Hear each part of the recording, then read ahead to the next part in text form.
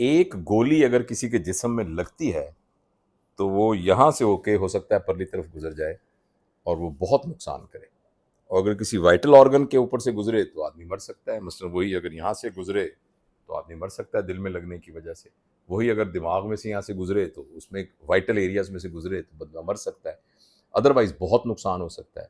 لیکن میں آپ کو یہ بتانا چاہتا ہوں کہ اس گولی سے بھی زیادہ خطرناک ایک اور چیز ہے جو کہ اس سے زیادہ نقصان پہنچاتی ہے، اور وہ ہے صرف اور صرف ایک جملہ. آپ کے منہ سے نکلا ہوا ایک جملہ ہو سکتا ہے اگلے بندے کے لیے گولی سے زیادہ خطرناک ہو، اور یہ ہے کہ آپ کے منہ سے نکلا ہوا ایک جملہ ہو سکتا ہے اگلے بندے کی زندگی کو بالکل بدل کے رکھ دے اور اس کو پازیٹیو سینس میں لے جائے. یہ جملہ ایک اجنبی کے منہ سے نکلے، سڑک پہ جاتے ہوئے ایک بندے کے منہ سے نکلے آپ کے لیے، یا یہ جملہ گھر میں کسی سے، آپ کے والد کے منہ سے، والدہ کے منہ سے، بہن بھائیوں کے منہ سے، آپ کے بچوں کے منہ سے نکلے، تو یہ ایک جملہ آپ کو ایسے نیچے لے جا سکتا ہے اور ایسے اوپر لے جا سکتا ہے، ایک گولی کی طرح بھی ہو سکتا ہے، اور آپ کے لیے ایک بہت زبردست اکسیر کی طرح بھی ہو سکتا ہے جو آپ کو زبردست طریقے سے آپ کی زندگی میں برکت ڈال دے. اور وہ فکرہ یہ ہے، مثلا تم بالکل نالائق ہو،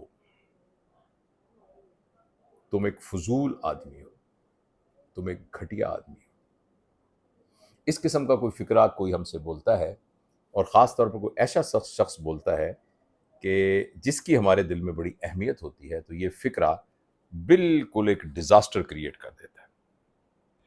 اس لیے بہت ضروری ہے، خاص طور پر والدین کے لیے اور وہ تمام لوگ جن کے زیر اثر کچھ لوگ کام کر رہے ہیں، جیسے کوئی باس ہے، جیسے اسکول کا ٹیچر ہے، جیسے کوئی بھی بڑا ہے، خاص طور پر والدین، کہ وہ جب بھی کوئی فکرہ بولیں تو اس بات کا خیال رکھیں کہ کیا یہ فکرہ اگلے کو گولی کی طرح لگنے والا ہے یا اس کو، جس کو پنجابی میں کہتے ہیں، دیسی گھی کی طرح لگنے والا ہے.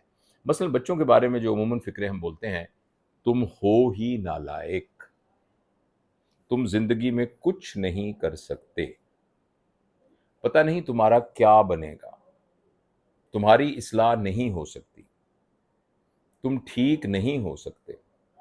دیکھیں، جب ہم یہ والی باتیں کرتے ہیں تو معاذ اللہ ہم انسانوں کے ڈومین سے نکل کے اپنے آپ کو خدا کے ڈومین میں ڈالنے کی کوشش کرتے ہیں.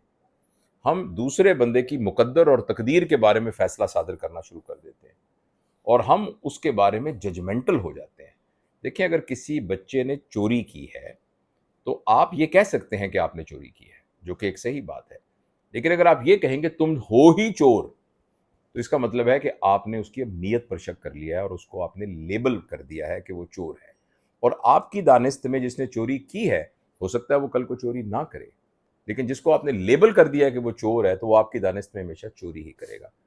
اور یہ دیکھا گیا ہے کہ وہ بچے، خاص طور پر وہ بچے جو 10 سال سے کم عمر کے بچے ہوتے ہیں، جب ان کے والدین اور ان کے اساتذہ ان کے بارے میں اس طرح کے جملے بولنا شروع کر دیتے ہیں، تو وہ ان کے بچوں کی ایک طرح سے پری کنڈیشننگ ہو جاتی ہے، ان کے دماغ کے سرکٹ اس کی طرح سے بن جاتے ہیں، اور والدین کی طرف سے کہے گئے ان فکروں کو وہ ایک طرح سے حکم سمجھتے ہیں.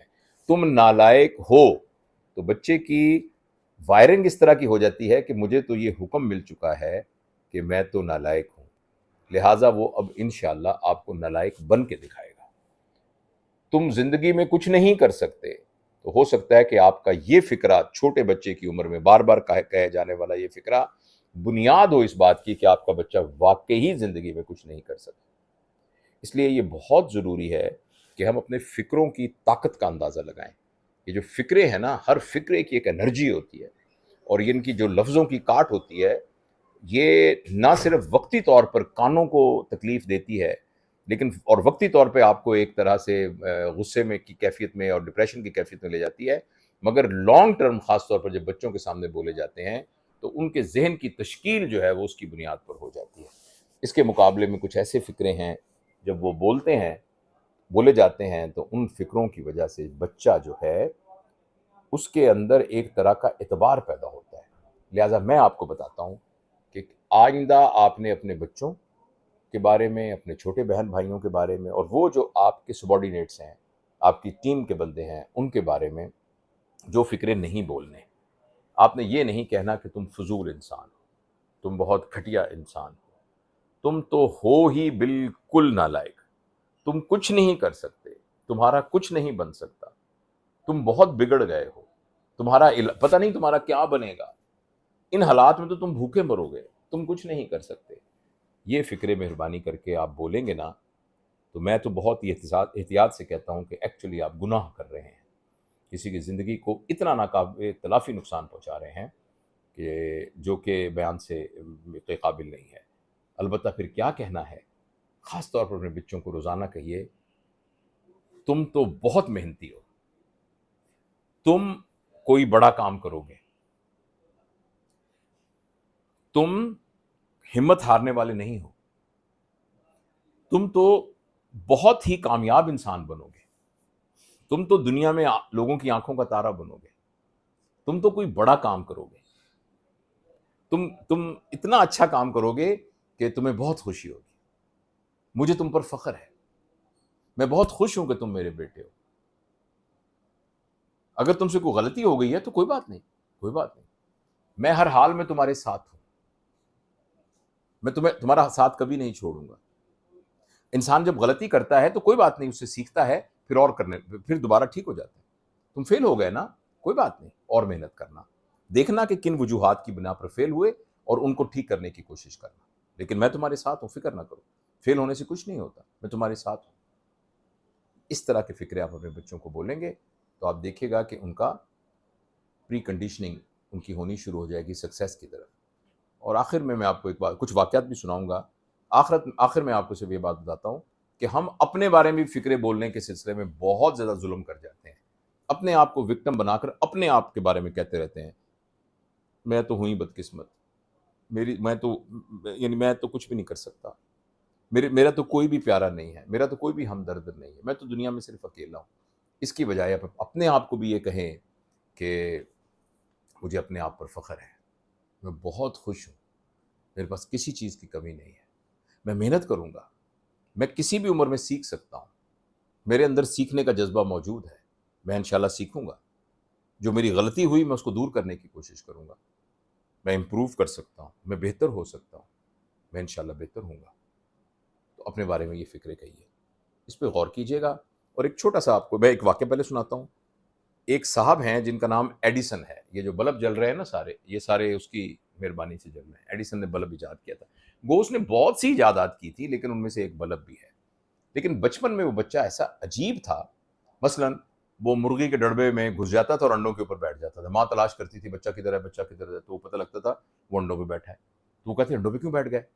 تو کہنے لگا میں دیکھ رہا تھا کہ مرغی اوپر بیٹھتی ہے تو چوزے نکلتے ہیں، میں بیٹھوں گا تو چوزے نکلیں گے کہ نہیں نکلیں گے. اور ایڈیسن کو کسی بات کے اوپر کسی نے ایک تھپڑ مارا تھا، اس کے استاد نے یا کسی نے، بھی بھول گیا، تو اس کی طرف سے ایک کان سے نا اس کی سننے کی صلاحیت ختم ہو گئی تھی، اتنی زور سے بچپن میں مارا تھا.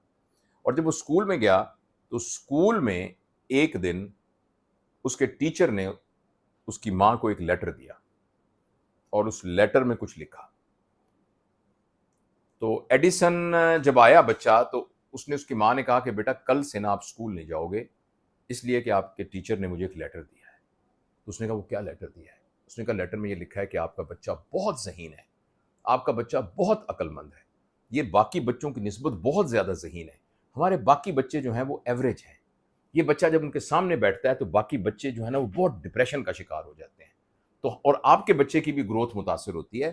تو ہم یہ چاہتے ہیں کہ یہ بچہ اسکول نہ آئے بلکہ یہ گھر میں ہی رہ کر تعلیم حاصل کرے، اور یہ اب گھر میں ہی رہے گا. تو ماں نے کہا اس وجہ سے بیٹا تم گھر میں ہی رہو گے. اس کے بعد خیر ایڈیسن کی زندگی گزرتی رہی. جب وہ ایڈیسن بن گیا، جب پوری دنیا اس کو جانتی تھی، تو اس کو اپنی ماں کے صندوقچی میں سے وہ خط ملا. اور اس نے وہ خط کھولا تو اس خط پہ وہ نہیں لکھا ہوا تھا جو اس کی ماں نے کہا تھا. اس خط میں لکھا تھا کہ آپ کا بیٹا نالائق ہے، آپ کا بیٹا عجیب عجیب حرکتیں کرتا ہے، اور یہ اتنا کند ذہن ہے کہ اس کو تو کچھ سمجھ ہی نہیں آتا، اور یہ نصاب کو سمجھ ہی نہیں سکتا، تو اس لیے آپ یہاں اس کو لے کے نہ آئیں، یہ باقی بچوں کو خراب کرے گا، تو اس کو یہاں نہ لے کے آئیں. لیکن یہ اس ماں کی عظمت تھی کہ اس ماں نے اس وقت اس کو وہ فکرہ نہیں کہا جو اس کے استاد نے کہا تھا، اس نے وہ فکرہ کہا جس فکرے نے ایڈیسن کو ایڈیسن بنایا. جس نے ایڈیسن کو ایڈیسن بنایا وہ اس کی ماں کا فکرہ تھا. تو اس لیے مہربانی کر کے اپنے بچوں میں کانفیڈنس ڈیولپ کریں. ان کی غلطیوں پر ان کو تانے نہ دینا شروع کر دیں. تو یہ ہم اگر کریں، اور یہ صرف بچوں کے لیے نہیں ہے، زندگی میں بھی ہمیں منہ سے فکرہ نکالتے وقت خیال رکھنا چاہیے کہ ہمارا فکرہ جو ہے وہ ایک بندوق کی گولی کی طرح بھی ہو سکتا ہے. اس کا ہمیں خیال کرنا چاہیے. میں آپ سے آخر میں یہ سوال پوچھتا ہوں کہ کوئی ایسا فکرہ آپ کو یاد ہے جس نے آپ کی زندگی پر بہت اثر ڈالا ہو، یا کوئی ایسا فکرہ آپ کو یاد ہے کہ کسی نے کہا ہو اور اب تک آپ اس کے زخم کو جو ہے ٹکور کر رہے ہوں اس زخم کی؟ یہ ذرا کامنٹس میں لکھیے گا.